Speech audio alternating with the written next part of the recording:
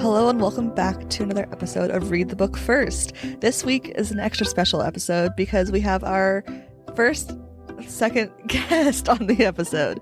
Of course, Isaac returns to finish talking about the Hitchhiker's Guide to the Galaxy movie, but we also invited our dear friend Charlotte to join us as she loves this movie.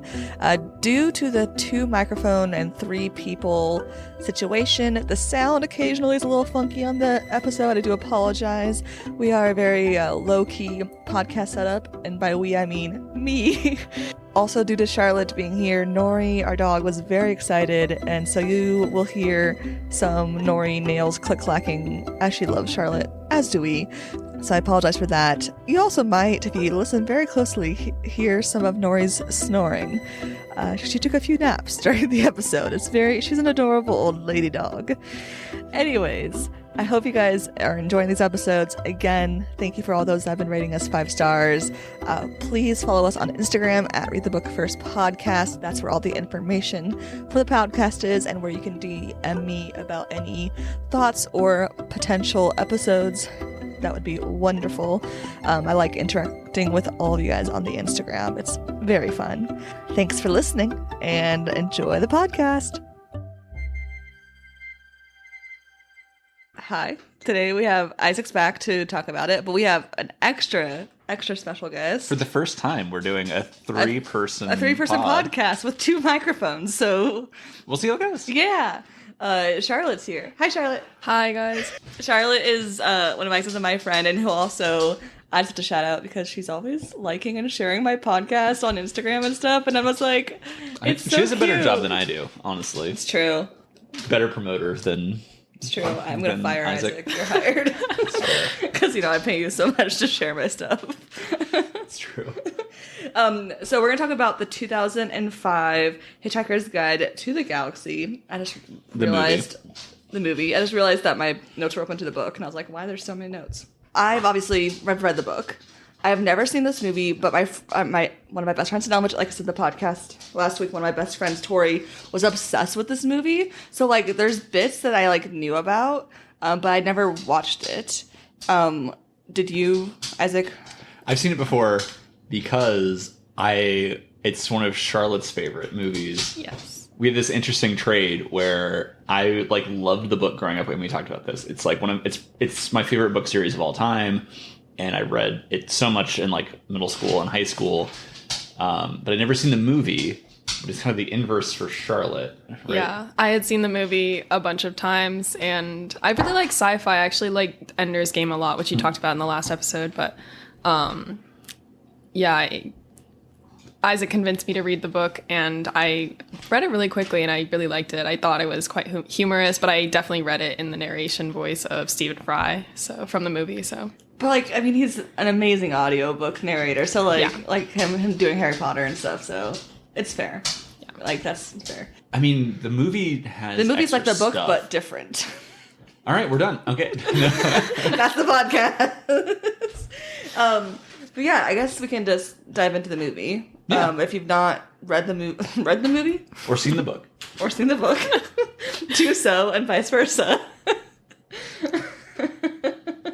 Anyways, the movie starts out differently than the book. Yeah, away. There's a musical number. A musical number, which I am pro. I'm very pro. As a former honestly. Gleek, I am a pro any random musical number. But even the bit, because correct me if I'm wrong, doesn't the book start with the creation of the universe and people are mad? This is so I love this bit because I love the book and I love the series. I don't think this is an amazing introduction into what Hitchhiker's Guide is. It's very wink wink nod nod to oh yeah, if you know about dolphins being smarter than humans and fleeing before the earth gets blown up, it's very funny. But if you don't, I don't know. Or you just this is wonderful and fun and I like this. Yeah. I mean, I didn't know that it wasn't part of the book when I watched it a million times, but I always enjoyed it. I thought that, dolphins singing about wanting one more tasty fish, was always a really funny bit. Okay, so it's flip-flop because the dolphin bit, is in there, but it's a paragraph, right? Whereas this has a whole number. And I like that because a musical intro to the beginning of any movie I like more. Like if a movie starts off with like not even like it doesn't have to be like a musical in like in the world. It's just like the old fashioned movies where like all of the like produced by this person, like all of the the info and the stats are in the before. I always like that. That is personally, you like a little bit of this is a couple minutes of just getting into here's it. The song, here's the vibe, like It is a vibe check for like how 10 Things I Hate About You starts off with those two songs. Like it just gets you right into the vibe, and though the vibe is not musical, it's it weird is and it sets it a weird vibe and very British, and I think the song does that. Yeah. I was very excited by the song. I wrote a song on my notes. I was and I think I even giggled out loud. Yeah. I did find it funny that at the end of that musical number, for no reason at all, the dolphins just swim up in the air and leave Earth straight up, vertically. I really so in the book, they're they found their way off Earth before. Mm-hmm. In the movies, they're just gonna swim into space. Which, so they can breathe through space somehow, and each dolphin is a ship, ? Maybe. I mean, you're not wrong. But like that. But then it goes back into what is more book. It's true to the book, which it talks about. The story starts with a human, specifically Arthur Dent. Arthur, a British human or something like that, right? And I love the casting. I mean, across the board. As Martin Freeman. Oh, Freeman? yeah. Is that his name? Martin Freeman, yeah. Yeah, Martin Freeman as Arthur Dent. It is perfect casting. But then I'm also questioning, is there a difference between Bilbo Baggins and Arthur Dent? No, because they're both timid people that go on random adventures that they didn't expect to go on, that somebody random was you're coming with me, and he's probably an alien or a wizard. Oh, and Wait, and Samwise or Bilbo from Hobbit. Okay, yeah. Yeah. Oh, right, he's the right. Gotcha. Right, he's not Sam. Okay. Samwise is in the Lord of the Rings. Yeah, Bilbo's he's in Lord of the Rings, but only as the guy who's Bilbo related to? Frodo. He's Frodo's How? His uncle. Yeah. Thank you. He said dad under his breath, and I was about to tear him to pieces. As you should. Mm-hmm. Anyways, how dare Hobbit slander on the podcast. I mean, Martin Freeman was born to play Arthur Dent. A bumbling British man that's just very mediocre overall. Perfect casting. Yeah. And then the intro with the bulldozer, it is pretty straight to book, but then as soon as we meet Ford, it's slightly different, but I don't mind the differences here. So I have a note that I was giving the workers, so that it slightly deviates once they get up to leave from the bulldozers to go to the bar, and instead of this rhetorical, Arthur said he'd be here, and so since you're here, nothing's gonna happen, instead Ford brings a bunch of peanuts and beer, which makes way more sense of the workers are going to just eat peanuts and drink a bunch of beer instead of knocking the house down. So I thought that was a nice little... I do have a question about that, because he brings a whole shopping cart for just him and Arthur, which he doesn't know that he's sharing it with this entire construction crew. So I'm kind of confused on how he thought he was going to consume that much beer. Plot hole, everybody. I mean, but I think with Ford, I think his characteristic is that he is because he literally is an alien, that everything he does is just slightly off, right? We get that little flashback of how they met, whereas he was about to shake the hand of a car. And the Ford prefix, because he thought they were was that a Ford prefix? Oh crap! I'm forgetting.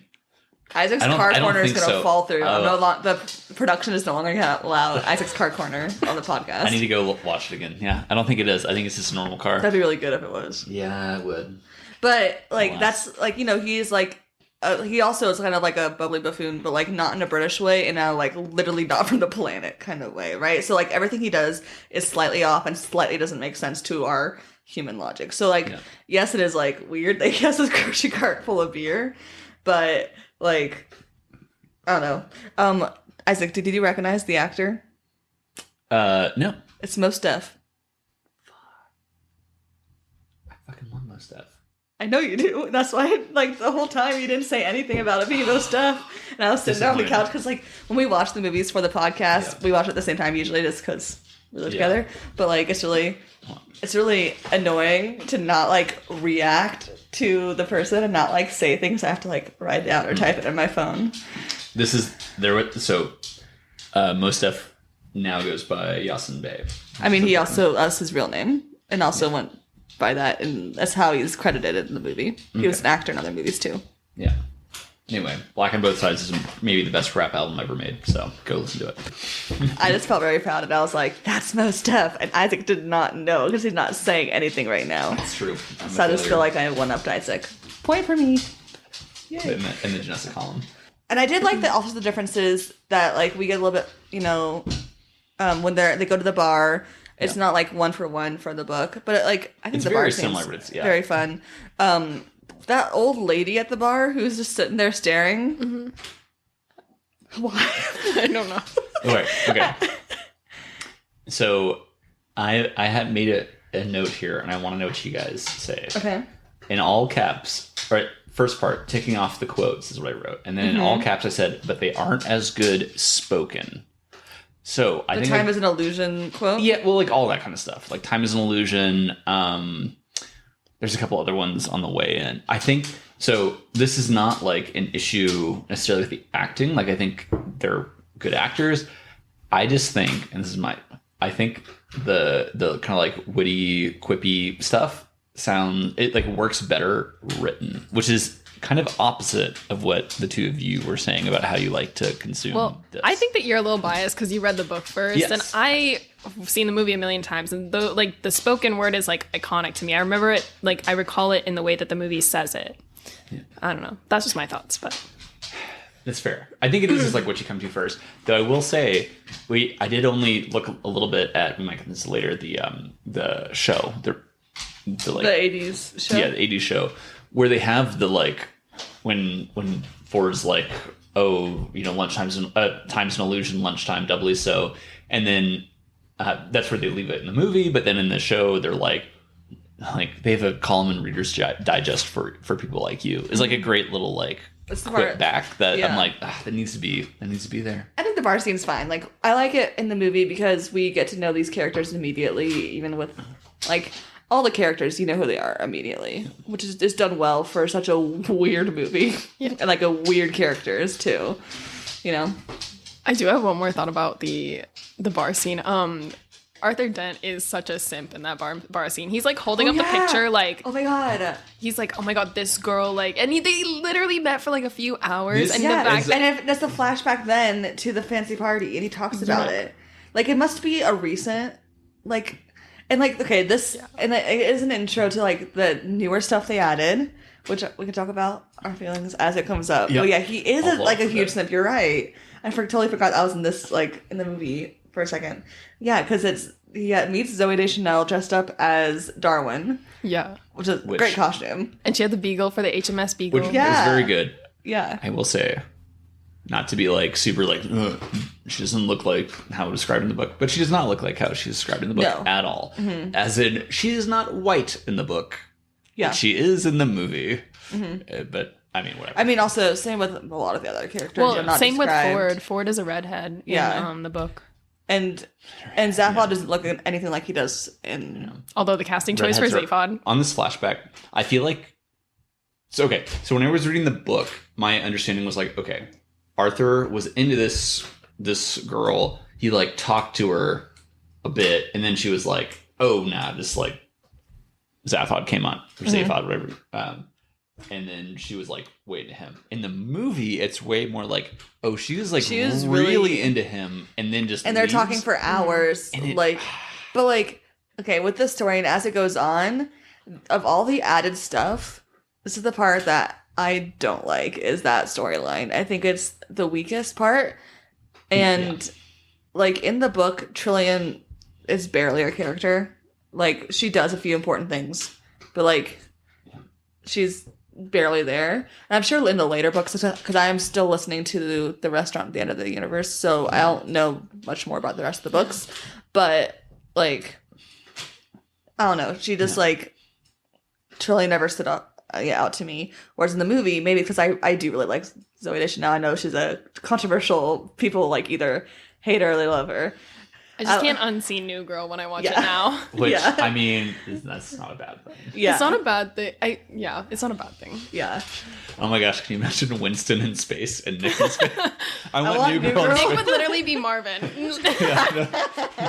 The Vogons! No, okay. Hey, Schmidt. Yeah. Oh my god. Schmidt is the Vogons. Schmidt is the Vogons. I like this crossover universe. All right, let's send But in yeah. the script to... Well, no, everybody's striking now, so we gotta wait. But anyway, You sorry. can do it with A24. So I think it's interesting, the Zooey Deschanel bits. They're interesting. And then they're drinking the beers, right? And then they're walking back to the house or running back to the house because Arthur's freaked out because his home's getting demolished. Yep. And that's when the Vogons ships appear. They're not yellow enough. The ships are not yellow, you're right. It's like, come on, guys. There was one description about the ships. But there is the bit that they are very blocky. Like, that is a description. So I actually think I never pictured the ships the way they are. I thought they were like tilted the other way. So in the movie, the ships are very tall, rectangular, but like I always picture them as very like long rectangular, I guess. Honestly, I kind of like that because it reminded me of like a building in like a really big city. Like, and I was always like, that's seemed very bureaucratical to me. Like, Yeah. It is very that. Yeah, it that's true. And as they're all coming down before the world gets exploded, there's the cuts where it's like bum bum bum bum bum, and all the people screaming, and then it keeps on going bum bum as it keeps going further and further away from the world. And I just thought that was so There's funny. like 10 cuts on the one ship. It's Yeah. very Spaceballs. Yes, Like with the ship, the Star Destroyer flying past versus the I did like that bit. It made me laugh. That was very a good. lot. But yeah, and then the world gets destroyed. Dun dun dun. Yep. The Vogons, were created by Jim Henson's like production company. Obviously not Jim Henson because he just died before this was made. But they are technically Muppets. that's awesome. That makes me like That's one of my fun facts. They are technically. And I really liked the Vogons. I thought they were weird and creepy and gross. And They gave me like Skeksis vibes for sure. Oh, like why are they all in gimp suits? Yeah, I wrote that down. But no. I looked when I was rewatching it a little bit earlier. Yeah. It's just the guards that are in gimp suits. Okay. But that's who they interact with a lot in the book is the guy who's like he said his catchphrase that's super. I'm forgetting it anyway. Fake fan. I know, fake fan. I like they totally get the vibe of the Vogons across. Absolutely. The problem is Vogons are supposed to be slugs. Why they got legs? If you like slugs, why do they have legs? I mean, you could be slug-like and have appendages. I mean, Jabba the Hutt exists. I mean, I guess like I do own a lizard that is snake-like, so I can't do too much. Yeah, Okay. I don't know. I think they're fun. No, they're very fun. I like them a lot. But they weren't perfect. But they weren't slugs. What's with the slug erasure? Slug erasure. Oh, no. Yeah. I saw that it said not sluggy enough, but otherwise Vogons are P great. That's what I wrote in my notes. Nice. So, Speaking of alien erasure, no more humans, but also Ford and Arthur, I keep wanting to call him Martin. Ford and Arthur hitchhike their way onto the ship. Yeah. They don't have that like species. They don't mention the species that like lets them onto the ship. but it's the cooks. The cooks, and they like the species that like it makes them like they like to piss off the Vogons, which is why they let hitchhikers on their ships. Yeah. So that whole bit's not there, which is like not like horrible. Oh, but like they could have just said a line and it would be there. We haven't talked. What we haven't talked about yet is how great the animations are around all things Hitchhiker's Guide. The actual Hitchhiker's Guide. Very good. Yeah. So the Hitchhiker's Guide comes in, and it's like a big old book in the space, like literally. That's what it appears on it, you know, like cast videos and stuff. And then we have Stephen Fry as the book, who is just chef's kiss. Excellent. Oh, you're biased. Yes, we are biased, but it's great. The animation is really good. Yeah. A little fun fact about the animation: the animators who are doing all that kept putting in super like dirty jokes that they kept having to take out, and the only one that stayed in was the one that eventually there's like a cow that ends up with the babblefish. He's like, whoa. Who ends up liking getting milked. That's the only like dirty joke that stayed in there.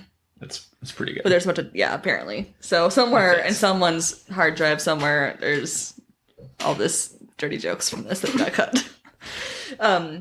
So they're on the ship. We have the babblefish, which is so gross. It's so cute, ugly. I love it. I love it so much. So that's an actual slug. That's an actual slug. It's true. There's her slug erasure.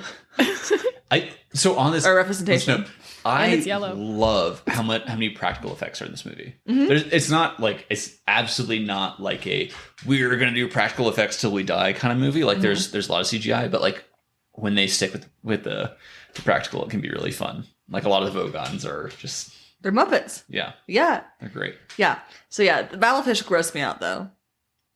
Was not a fan. It really grossed me out. Yeah. Like it made me nauseous. That's fair. Oh no. I'm a wimp. Then we meet the gimp suit Vogons as they get taken to the other Vogons, who are in this big weird like column type situation where there's like it's like a huge atrium or something like that. Yeah, and there's like just like floors and floors and floors of Vogons ready to like watch this guy. Yeah. And he's like fishing for like these hermit crabs and then snatches the hermit crabs and then doesn't eat them. Those are just crabs. Oh, you're right, they are crabs. There's no in the movie they were like glittery or something, right? Yeah, they had like crystals on them. I'm shiny. And it very, it's clearly where Moana took the reference from. Yeah. Clearly. And then they get stuck getting read poetry too, which the poem, the whole bit. It is very like that is up till now extremely to the book, like point for point. There's some little things that we've talked about already, but like no, it's very to the book. Yeah. And then they get kicked out into space, and then they of course get picked up, and we have the first sight of the Heart of Gold, which I wrote. Janessa likes how round/chubby the Heart of Gold is. I thought it was funny. It was an eyeball. It's so dumb. It's a dumb looking ship. I don't understand why it looks like that because it's supposed to be super sleek in the book, right? It's supposed to be this. It's supposed to be like this sports car of a ship. I like how dumb it is, but it's this is like a creative difference. Yeah, that's fine. Yeah. But we get in there to the Heart of Gold, and then we finally meet Zaphod. Yeah, and Trillian. And Marvin. The moment I did not. Okay, so going into this, I only knew Martin Freeman was in this because he was on the cover. And you saw Alan Rickman on the intro. You're like, Alan Rickman. I saw his name, but I was obviously. So like as I'm watching it, I didn't know who anyone was gonna be. Yeah. So once Marvin starts talking and it's Alan Rickman's voice, I like literally screamed. Oh, I lost it the first time I watched it. It's perfect. It is. I said, quote, inspired casting. It's perfect. Truly. Yeah. And do you guys know who is in the body of the Marvin robot, the actor? No, but it would be the same guy who did R2-D2 or something? It's let me find his name. I wrote it down. Warwick Davis, who is the actor who plays Willow, but also who plays Professor Flitwick. Oh my gosh. Yeah. So it's like together Flitwick and Snape are Marvin. That's great. I thought that was really cute. Small That's world. kind of charming, if you will. Oh, yep. Nice. Snaps. That was good. Thank you. Appreciated that. Excellent casting of Marvin, depressed robot. The casting as Zaphod is also great. Oh, it's funny, yeah. He does a great job. He's nothing like I thought So Zaphod has 2 heads, 3 arms, and in this version, he's like hiding his... This is not how I ever pictured Zaphod. No, it's not how I ever pictured him. Like, he's hiding his second head, and he's hiding his 3rd arm. And his second head's like the nutty version of him. Yeah, it's like bonkers. And like the backstory in this version is that he wasn't born with 2 heads. Mm-hmm. Is that he chopped up his personality so that he would be likable for presidency. It's like kind of close to what they said in the book. Kind of. But they don't like go into it as much in the movie, I think. No, because the book is like he literally like... cauterize a part of his brain to withhold information from the people who were scanning his brain to be president. Cauterizing your 2 brains that you already have is different than cutting your 1 brain up into 2, right? So that, and I didn't really love that part. Yeah. Like, I was like, whatever. I mean, like, I guess this is necessary for the later plot, Yeah. I guess. And yeah, and then we have Zoe Deschanel, who is Trillian, who is not, like, she's not cast in, like, book accuracy to, like, how she's described. But I think in balancing out the cast, I think she does a good job. As being a woman in the otherwise incredibly not women-filled. They do, like, not talk about the fact that she's, like, a physicist or something in the movie. And, like, I don't know. I just wish there was more depth to her character in the movie. It's this weird mix of, like, honestly, you get way more of her in the movie than you do in the book, but also But it does her it's like disservice. romance. Yeah. focused. It does her Wait, disservice. but- Speaking of disservice, Zoe Deschanel, to quote myself, Zoe Deschanel and those little blue shorts, hoo boy. True. Okay, thank you.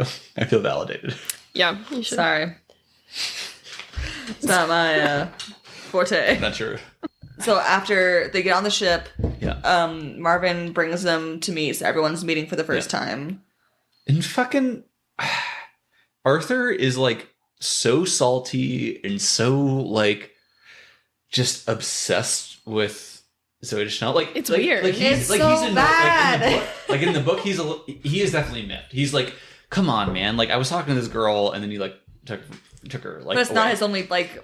Yeah, but it's like a side. It's a Conflict. very like side thing. And in this movie, this is like a driving cause for his characters to be like. And the weird thing is that it's also a driving cause for her character. And for Zaphod's. And it's just like there is no love triangle in the book. This is not really a thing. It's just weird that this is what he's going all in on. And the thing is, he's not just like, "Oh, I like you so much." He's like, "Why'd you leave with it?" Like it just makes him like he's kind of a bumbling idiot in the books. But now he's like a lame bumbling idiot at this point of the movie. Yeah.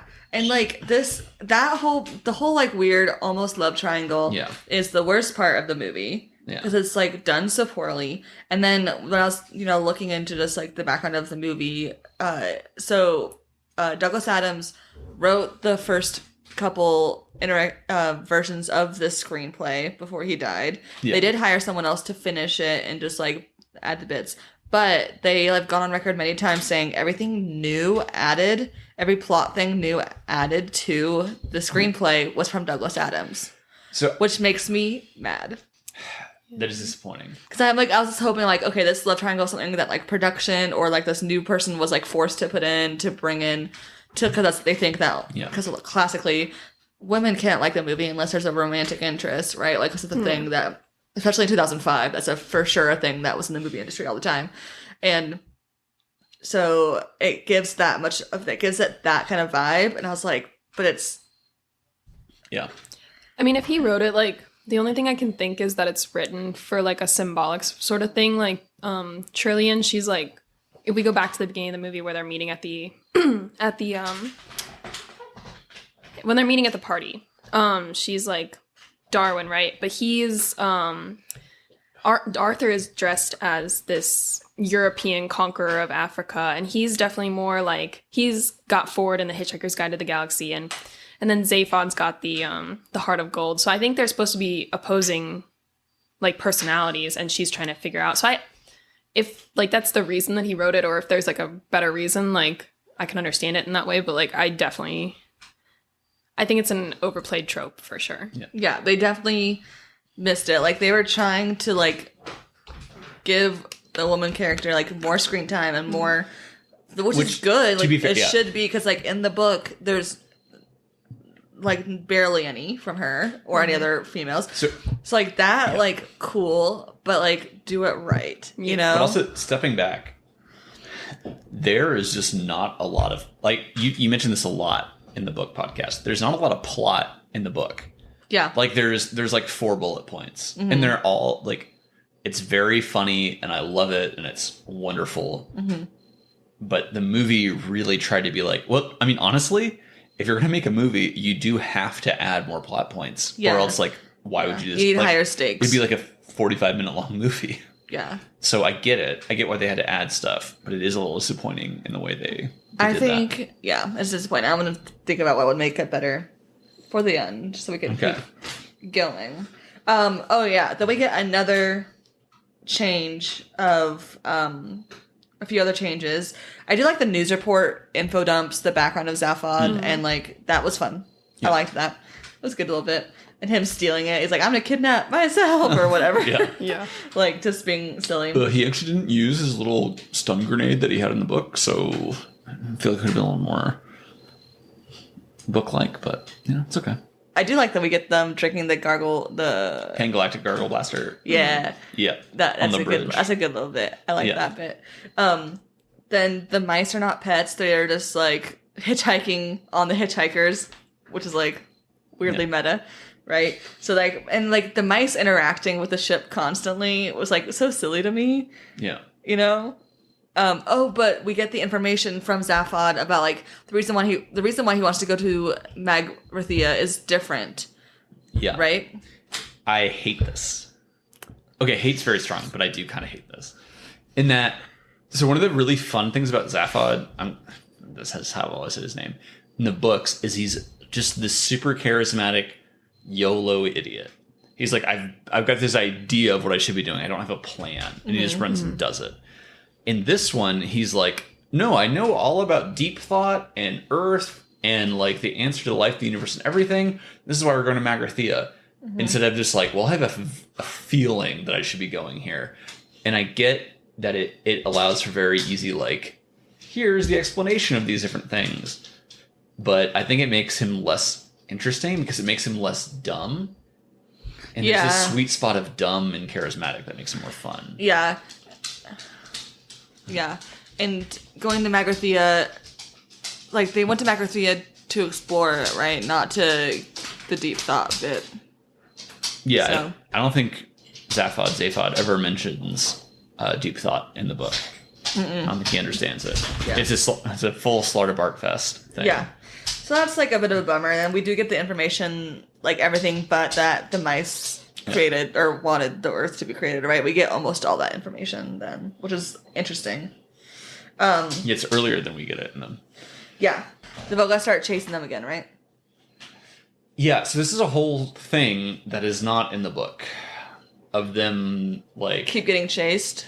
Of routinely getting chased, and then also... But we do get them turning into yarn people. That's very fun. And throwing up rainbow yarn. The yarn people bits is fun.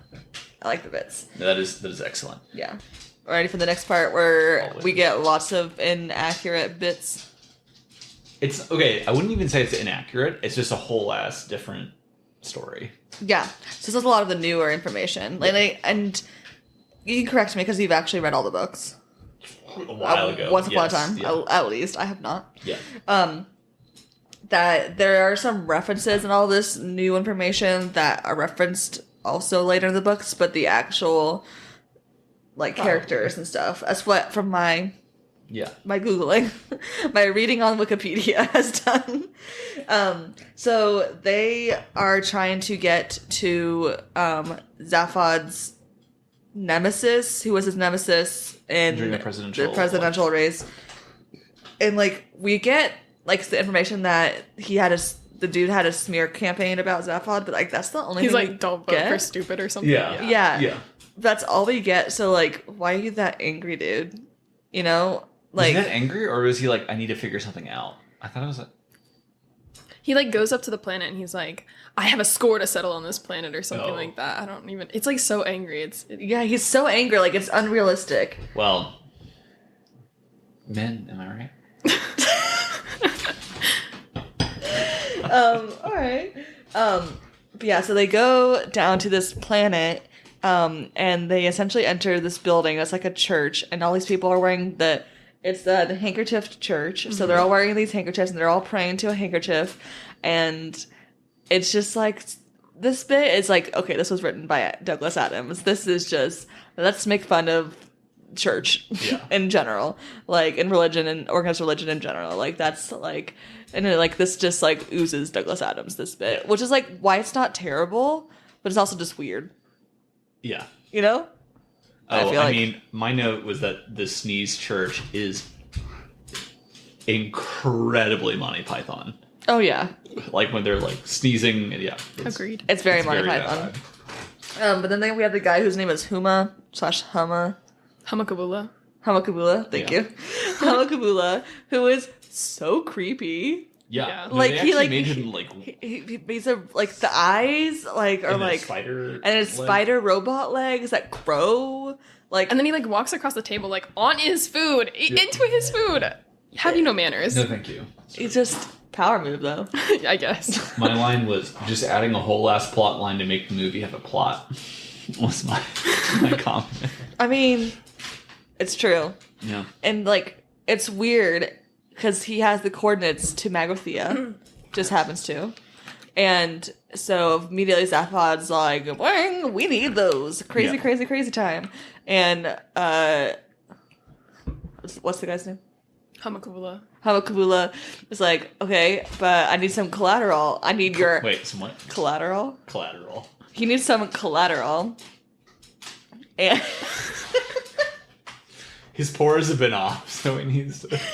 and so he takes the whole second head from Yeah. But first With he's a like buzzsaw. tickling him. Like he's like yeah. get it up. It's so It's weird. so creepy. How did he know about it too? Like I don't know. I have And questions. he has yeah.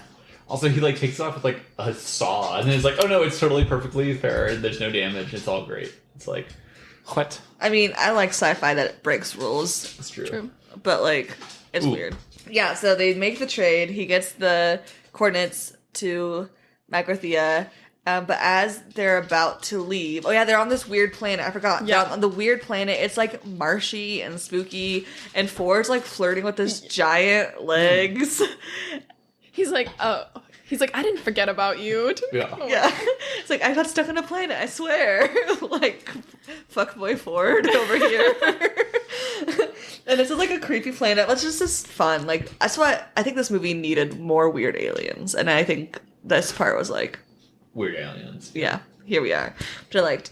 But the Vogons have found them, and they have this big like scene where they're like trying to arrest and also save Zaphod from himself. They're like trying to figure out what to do, and this is when Trillion's like puts a gun to his head and is like, "I'm the one that did this," and trying to like, and then like. Doesn't It's really not even a work. gun, it's an aerosol can. Oh yeah, it's an aerosol can. You're right. Because they invented aerosol cans before the wheel. Yeah, which is a good bit. And then the Madam Vice President is like, will that even kill him? Like, looking at Yeah. the, like, footage that they're taking. I don't know. It's Yeah. funny.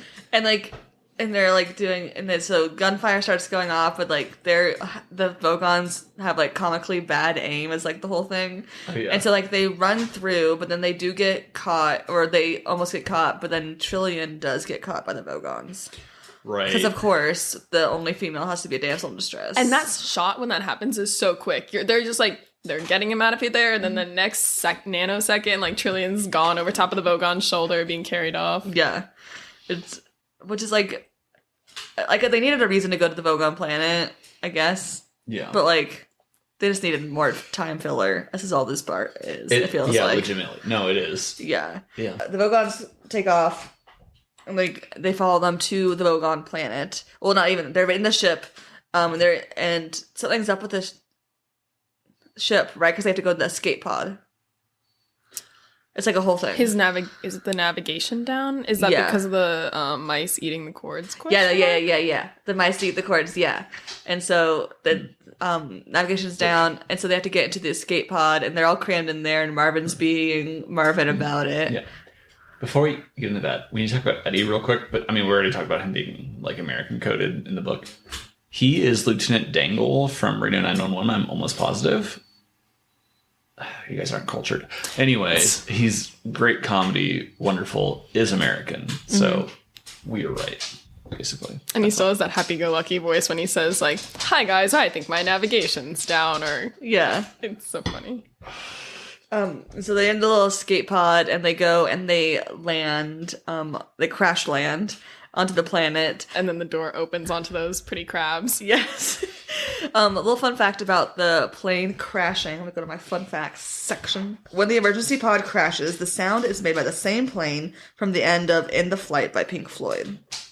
Oh, right. There's this whole Pink Floyd connection with Douglas Adams. Because right? Douglas Adams and David Gilmour were besties. Oh, it's Gilmore. Okay. Yeah, they're besties, and so that's like a little like homage to their friendship. Is that sound? Like Pink Floyd's like, yeah, use that sound. So, which I think is like a little fun bits. Are you a Pink Floyd fan? I mean, not like super, but like, I had a phase. Fair. So they get on the planet, and then this is where we get the signs hitting them in the face. Yep. Which it's just a good bit. It's so dumb, anytime any one of them has an idea or thinks, they get hit in the face. It's a grand old time. It's very silly. It's silly. It reminds me a lot of Wizard of Oz when they get to the poppies. It's like if Douglas Adams did the poppies part of the Wizard of Oz is what I was thought of. Poppies are, opium. That's the joke. Anyway. That was valuable insight, Isaac. Yeah. Almost as important as the mommies.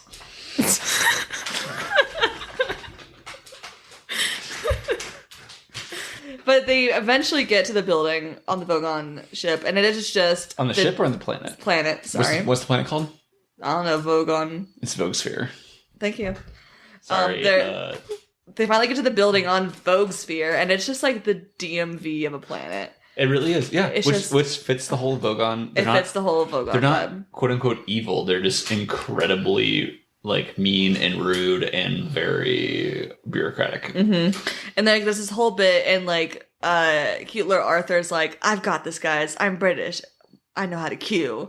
Yeah. And he gets right in line. And then, of course, nothing happens because he's queuing politely. And so, of course... And he's holding Marvin's arm the entire time. Oh, yeah. Give me a hand. Yeah. Yeah. And, of course, the, super, American, gung-toting coded character Zaphod's like, okay, let's use my fame, when they are able to finally get to the front.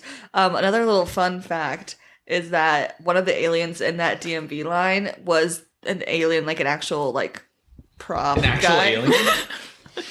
Is this a congressional hearing right now? Sorry. It's out there. It's like the alien, it's like in the TV show in the 80s, their Vogon is one of the aliens in the DMV line. Oh, they use the actual not Muppet, but costume, which I think that's pretty cool. I don't know which one it is, but that's what the fun facts on IMDb page said.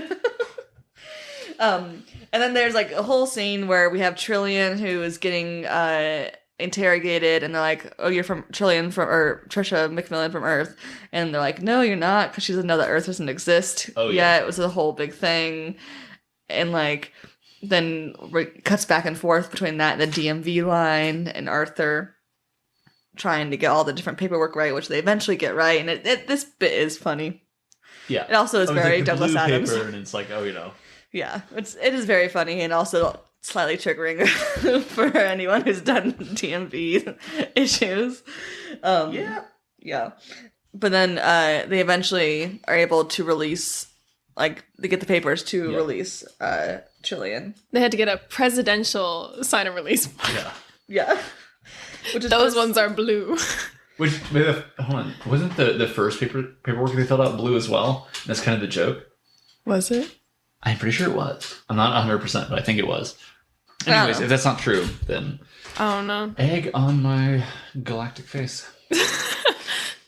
Yeah, so they end up escaping and getting the coordinates for Magrathea all at the same time. Oh, wait, we can't skip over the fact that Zaphod, he signed it with Zaphod, loving kisses. Yeah, this is how Trillian finds out that Earth is destroyed, is that Zaphod hugs and kisses, or love and kisses, or whatever, signs this it. Is what he signed for the Vogons. For the Vogons to approve destroying Earth. Yeah. So she finds out that this guy she followed into space, is the one that destroyed Earth. With an autograph that he thought someone was trying to ask for him. Yeah, which is heart-wrenching, obviously, if you were her. Yeah. And then she's mad at Arthur for not telling her, which is I get, but also he's trying to save his spleen, you know what I'm saying? Arthur's also a human, just trying to figure out shit. Whose planet also got destroyed. He's a small-town girl living in a lonely world. But he didn't take the midnight train going anywhere like Zaphod did. The midnight heart of gold going everywhere. all in a panic, and then I believe it's the mice that push the button this time. Oh yeah, they're arguing at this part. I wrote this part down. Before they push the improbable button thing, they're like arguing that they're still not normal from the last button. Like, we hit it again. Arthur says, "Oh, we can argue for what's normal, not until the cows come home." And then Trillian says, someone says, I forget who says what. No, it's Ford says, "What's normal?" Trillian says, "What is home?" And then Zaphod says, "What are cows?" And I was like, that's good. Good stuff. But they end up getting to Magrathea, and it's snowy, which I imagine it to be a desert. Yeah, I remember you said it was like Ray Bradbury, like from that short story, like nuclear, radioactive, desolate. But I was wrong. I mean, at least that's what I pictured when I was listening to it. So like, I could also have listened to it wrong. I definitely thought of it more as like the moon, I mean, I feel like cold just makes it more like it fits. It's not like a big deviation. They get to these like old abandoned portals. They start one portal up. They figure out how to go through it. Trillian has this moment of like, fuck it, like you can just see on her face, which I think was a good like acting moment. There is like she see on her face that she's just like irritated. She's pissed off at these men. Yeah. She's stuck with men. Can you imagine your home planet getting blown up and being stuck with men? Mm-mm. Disastrous. But then also like, you know, she's like very much similar vibes to like Pam at the episode of the lake with the when they're at the lake with the coals and she walks she coal walks, like similar vibe of just like, fuck it, my world is not what I expected. I need to do something that just like changes it right now. And so she runs through the portal before anyone else does.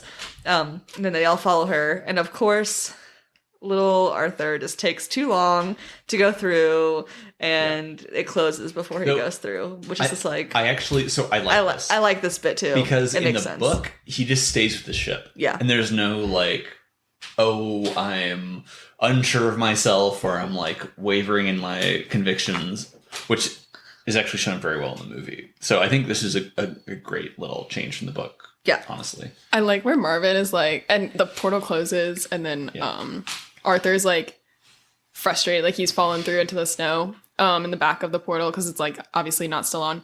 I really like when Marvin was like, he says, "I told you this would all end in tears," or something like that. Mm-hmm. It would all go to shit or something. Yeah. Mm-hmm. And then I never, for the longest time, I watched this movie a bunch of times and didn't realize what Arthur was saying afterwards, because he's so like angry that he goes, "Did you?" like a bunch of times, and it's like so like it's so funny, but then he just keeps saying, did you, like, say that, like, to Marvin? Like, did you really warn us? I don't know why he's saying that, like, a bunch of times. I don't know. I feel like he's just, like, having a nervous breakdown right then. Absolutely. Yeah. Yeah. For sure. But then we get to meet our boy, Slarty Bartfast. We love Slarty. I love Slarty Bartfast. And I forget the actor who, off the top of my head, who plays him, but it's just, like, perfect casting. He's just as goofy but also polished as Slarty Bartfast, like equally so. Like, I'm a professional, but I also just want to be happy, and I'm trying to live that balance. And I'm like, aren't we all? Slarty Bartfast. Yeah. I do, and I think it was fun. Like Isaac was saying earlier, that this is the part where they probably use a lot of the CGI the most of this part, right? Because they have all these construction of all these different worlds. But it is fun the way they filmed and designed how Slarty Bartfast shows Arthur all the stuff, right? Like, yeah, and I really liked how it was kind of a play on intelligent design, like obviously mocking the fact that like creationism, like, but it's dinosaur bones, and and it mocks it to an extent. But I also I like the idea that you can call intelligent design intelligent without calling it creationism. You can be like, this was like designed beautifully. Like, I mean, all these like parts of the planet, like they showed like the monolith and like, is it Australia or something like that? And then like they cut to like them putting like water, or you know, and I don't know, I just thought it was really almost like paradoxically like nice in a like little paradoxical way. Yeah, no, for sure. No, I also really like that part. I guess for some reason I just didn't think of it that way. I was just like, pretty. You know, my deep thought. Deep thought. Deep thought. She's not here. Better than shallow thought, am I right? Okay.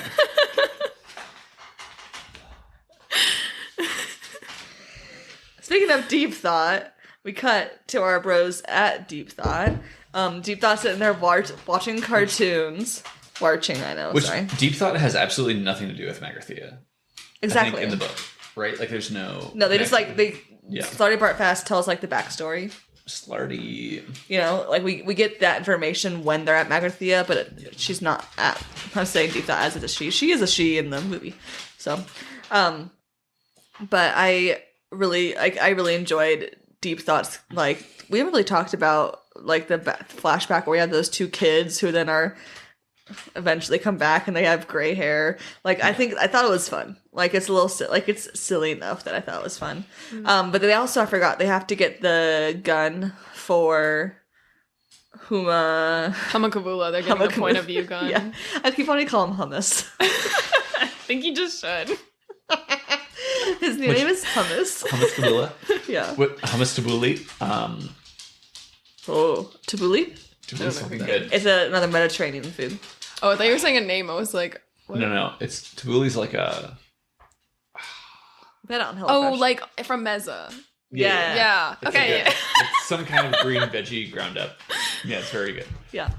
But they end up, like, finding out or getting the point of view gun, which the point of view gun is, it's a fun little bit. It's very good. Yeah. Yeah. It's not in the book, though. It's not in the book. No, you're correct. You know, but it makes way for the best joke of the entire book later on at the end, so... Or book, I said. We'll hang out to Movie. it. Yeah. Yeah. They eventually all meet up, and they're back on Earth, the Mark II. We find out, this is when, not Martin, I keep wanting to call him Martin. Arthur finds out that the Earth was like a supercomputer, right? And so they go to Mark II, and they have built his house. And I had an issue with them building the house, because if they're creating another supercomputer, right, Earth, they didn't create it to have human civilization already there. Humans created that civilization, right? Like, it grew. Huh? They went too late. Like, it's like... No. That's not what I'm saying. So when they created Earth as the computer, it's just like Earth, and then all the, like, life went on. Yeah. Right? Because they're looking... So they're making Earth Mark II. Yeah. And they're letting, like, life restart it, but his house is already there. Yeah. And, like, are they building it to have human civilization already there? Yeah, because at the end of the book, or at the end of the movie, the bar scene is completely, like, re-jumped from where it stopped. Yeah. I just thought it was weird and didn't make... I mean, it makes sense, like, that's how it ends, because they've already built it. But if they're redoing the computer experiment to get the question, wouldn't you want to start it the same place you started it? I don't know. I'm not a scientist. It's true. But, like, I don't know. I thought it was slightly weird. Maybe it's because it's confusion from, like, the book versus the movie. Yeah. You know, I think it's somewhere lost in there. But anyways, they're at the house. There's a big, huge feast. And it's obvious that Ford and... Hold on. It is incredibly... Can we bring this to... Is it the fifth book in Chronicles of Narnia? Where there's the feasts... The Voyage of the Dawn-Treader, where there's, like, feasts that are, like, bad and poisoned. Yeah. That's that, right? Yeah. It's very that. Can we talk about how that movie is so different than the book for a second? I hate that. And I've never seen Voyage of the I Dawn-Treader. never watched The Voyage of the Dawn-Treader. Don't watch it. It makes I can do it for the podcast. No, you need to do it because I need to hear you shit on that movie. Like, I need to hear it. Eventually, I will do the Narnia books. So they're at there's this feast in the house, and it's obvious that Trillian and Ford and Ziphod are, like, drugged through this food. Yeah. And so Arthur sits down, and the mice are talking to him, and then he gets strapped in, and, like, he starts, like, freaking out, but then he has this whole realization that, like, this whole time, his whole, like, mental journey through this is about realizing that Trillian was the one. Like, is she the one? And it's so cringy. Which is absolutely not what happens in the book at all. Trillian, like, drunkenly is like, oh, like, is like, this is she like, oh, it's really cute, or that's nice, or like, yeah, she says something. I can't remember what it is. but it's so weird, and it doesn't, like, it's just that whole plot line. It's just stupid. I find that I'm just like, I don't know. Not a fan. Agree. Not a fan. Well, I think it's supposed to be like like getting across that like love is more important than any other thing on Earth, probably, and like connection and things like that. But I don't really like the plot line either. I don't think they did it. I don't think they like. That's like I'm fine with that being the message. Not you. I'm fine with that being the message, but they just did not do it in a good way. No, it wasn't. No, but I do like that Arthur kills the mice. Yeah, and then That they bit's like fun. they're not even mice anymore. They're like he pulls up whatever he's hit them Yeah. with, like the plate or whatever it was, and it's like they're like the two The kid alien things. yeah, and then it's like it's kind of like haunting music as like he's just Yeah. murdered two like interdimensional yeah. beings. Yeah. Like, yeah. No, I thought that was fun. And of course, the Vogons show up again. They're really using those Muppets for the best of. They like we paid for these Muppets. We're gonna use them in every other scene. Yeah. Throughout this whole movie. And we have another like shootout, and they run into the trailer. into the trailer, And then Zaphod starts turning on the and they light. say fire. That's when they start shooting, and like Yeah. it's just like hijinks of a bit. I feel like Zaphod is the cause of half their problems when he turned on like the like fuel and everything. Absolutely. Martin goes out to like or comes to save them, and Martin gets shot. yeah. And I like squealed. I was like, Martin's dead. No. And like they have a whole like shoot off. Like Did you call him Martin? Wait, a whole shoot off. I call him Martin. Marvin. Oh boy, my brain. Martin and a shoot off. Marvin. Yeah. I know I said And a it wrong. shoot out. Is that what that's called? Yeah. Not a shoot off. Shoot off, shoot out. So Whatever. Marvin. Yeah, Marvin and a shoot off, whatever.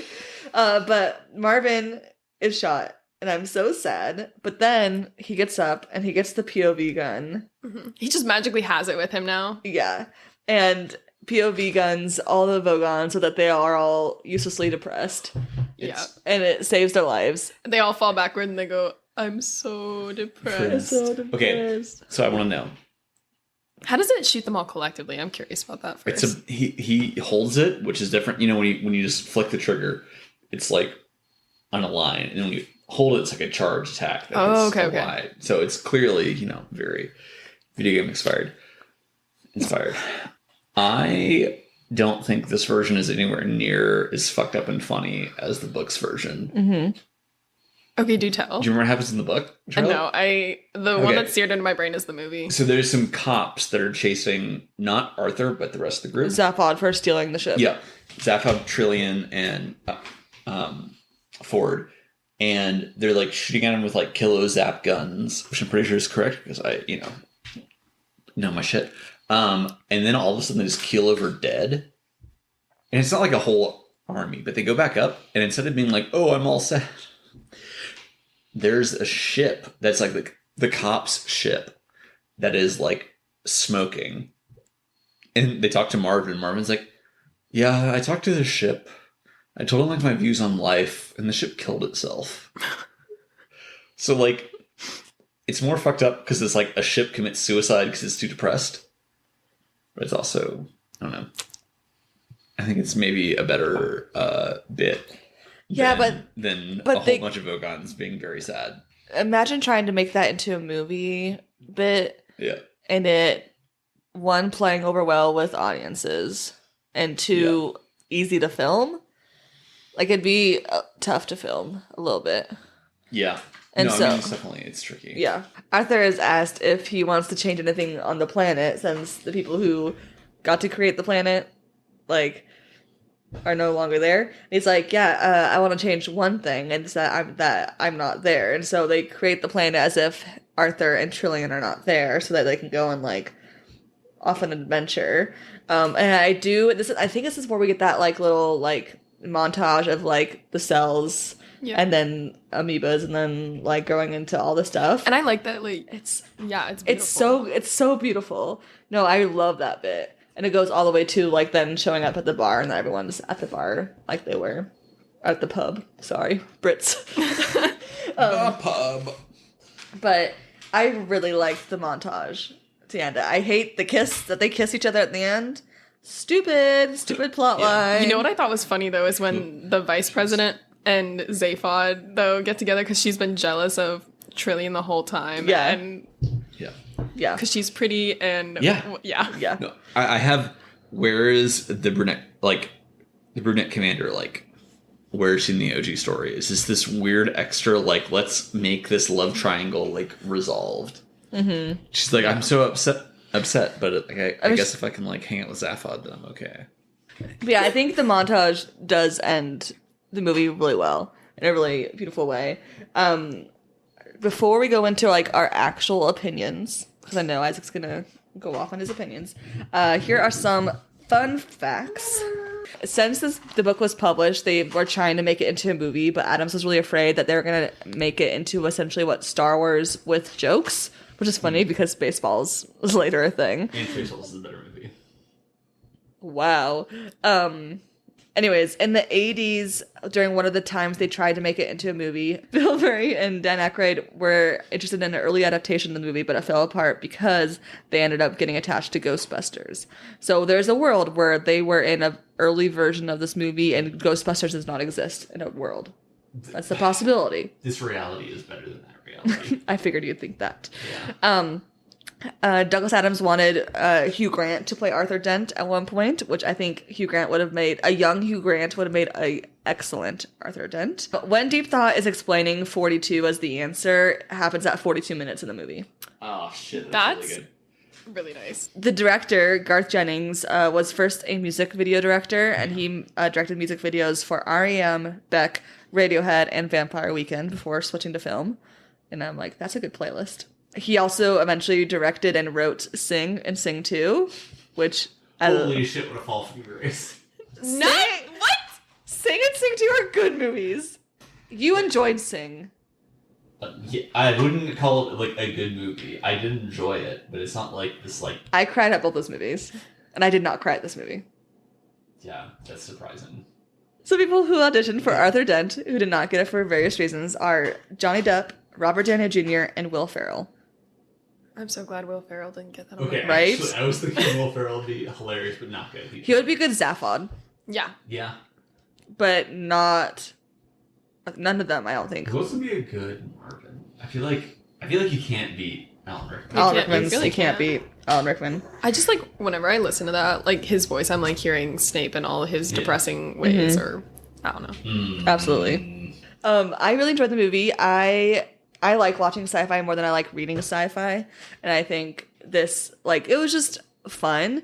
I don't, like we've said, what we've already talked about, I don't like the love triangle line or them, like, I'm fine with them trying to make Trillian a better, well-rounded character with actual, like, characteristics. But I didn't like the way they did it in this one.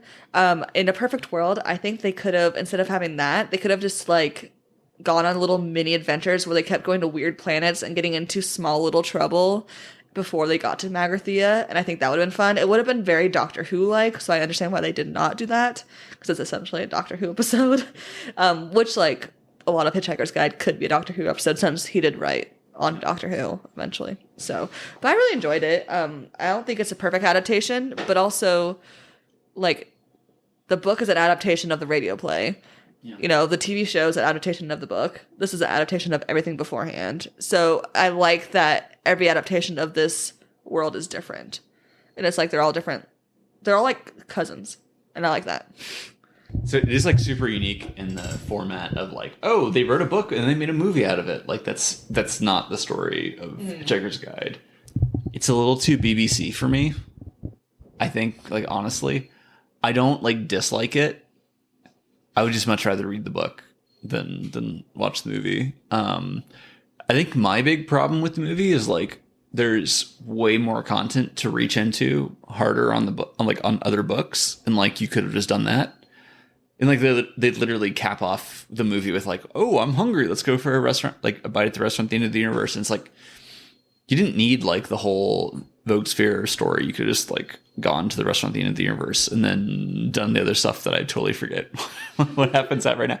But, like, there's literally, like, 4 more books after this one they could have tapped into a little more gracefully, I think, to make it good. I think my criticism is it just felt like a little bit of like a BBC special, which is the thing. I'm kind of the opposite of you. Like, I like reading sci-fi more than watching sci-fi, and so, like, kind of mid British stuff is not amazing to me, but I don't know. I mean, I enjoyed it. I had a good time watching it.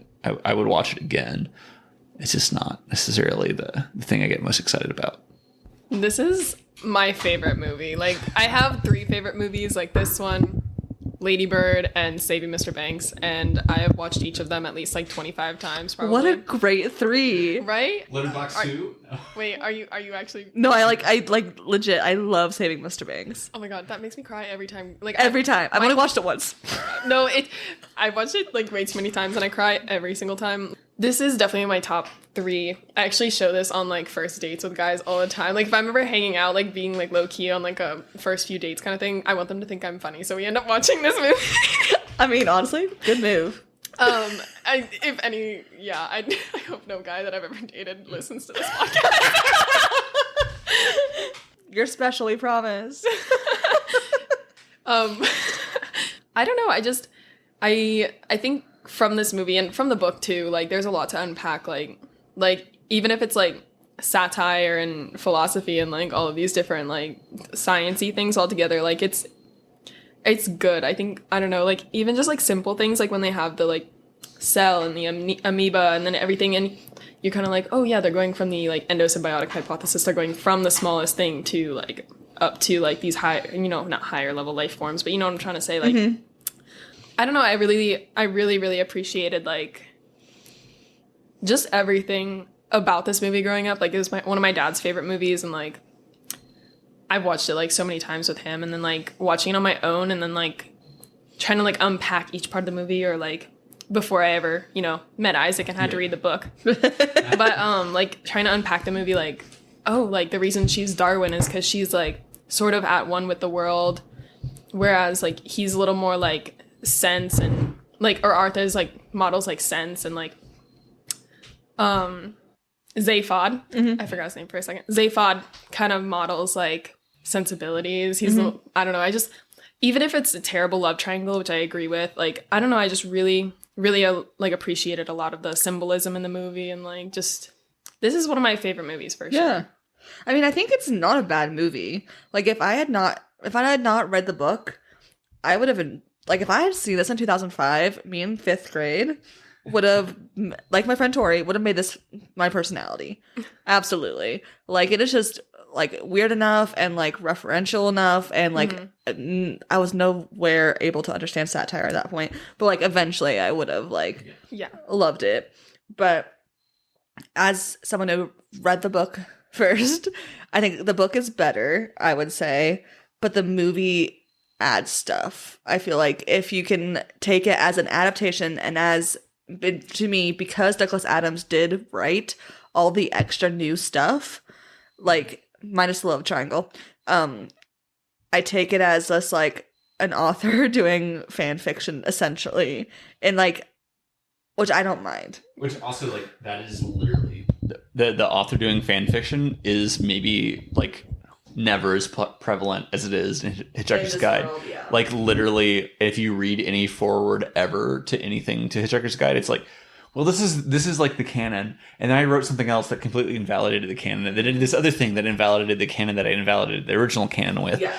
And it's very fun. It's very it like, it doesn't take the world it creates seriously, but gives enough like within that world to make it really interesting as a reader or a watcher or whatever. As a reader of Hitchhiker's Guide and like going and having watched the movie, like I heard it through the movie, like I was like, oh, recalling all of the things that came back from, when I just have memorized these lines at this point in the movie, and going back to read it, I was like, oh yeah, that makes total sense that's how Douglas Adams writes, like satire. But going and reading his other books, like The Last Chance to See, like of him going to see all the like endangered species, like his writing really shows through in that book as well, but it also shows through in the movie. Like I feel like they really did a good job of keeping his voice in the movie.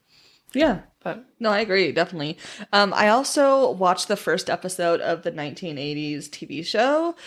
It is straight up like it is straight up the book, but it is also straight up Doctor Who. Like the the kind of like low budget sci-fi and like good acting, but also like theatrical acting. It's just Doctor Who. And like maybe one day if I find a library that has the whole series of the 80s TV show, or I can find it free on somewhere online, I will watch it all. I enjoyed the half-hour episode, that first one I watched. It starts in the beginning, like it's very accurate to the book, and it ends right before the Vogons capture them to read them poetry. So for those interested in the first episode, but I thought it was good. And if you're a hardcore fan, might be interested in that. I would say this is a good adaptation. And like with the whole premise of this podcast, right? Like, is it a good adaptation? I think it's case by case basis of what makes a good adaptation. And because this world is so, to use a Doctor Who phrase, wimbly wombly, like because it is that, and because from the author it is like that, and because from the radio play even there was other people interfering with the story, right? He had a co-author on the radio play. So like because of that, it's a good adaptation, I think. If you want a 1-for-1, it's not. But I personally, for this, don't want a 1-for-1. I think it could be better, and I would love it to be better in the love triangle world of aspect of the movie. But I thought I liked it. Have either of you? I don't want to give spoilers because like the book is a lot to get. Like the whole series is a lot to get through. The one book's not bad. Have either of you read the entire series? I'm only halfway through The Restaurant. Okay. Yeah. I would say the book culminates perfectly into what it is trying to be. Yeah. Not that all the books are equal. I would definitely say there's a bit of a somewhat of a quality fall off, but like I still really enjoyed all of it. The movie it's very, despite being made in 2005, I feel like it is made a little like the vibes are a little bit earlier British sci-fi, and a lot of it, it's fun. I would recommend reading the book first. It's not like a long read, but I mean, I enjoyed the movie. It was fun. Good performances from a lot of people. Some really good casting throughout. But yeah, I would honestly like this. It's a little confusing because like this is Hitchhiker's Guide to the Galaxy, but this is really just the first book, which doesn't wrap anything up at all. And so if you're actually interested in this story, you unfortunately gotta read through a fair number more books. But yeah, I mean, it's like the podcast says, gotta read the book first. Thanks. You know, I thought of the name on purpose. Thank you, Charlotte, for joining us. I know it's a bit chaotic with 2 microphones. No, thank you for having me. This is one of my favorite movies. Yeah. And then in the future, if you want to read a book with me or something, we can do something. I would love that. Yeah, that'd be fun. All right. Thank you guys for listening. Make sure you follow us on Instagram at Read the Book First Podcast. All the updates are on there. I'm going to update the schedule for the fall. I have some exciting plans for the fall. Isaac's going to return in the near future. I forgot for a second and I immediately remembered what I was doing. Okay, cool. No, we're good. I just bought you the book too. Anyways, so go to Instagram to check out that out, and rate us 5 stars and all that. And yeah, thank you guys for listening. You ready? So long, and thanks for all the fish. Read the book first. Read the book first.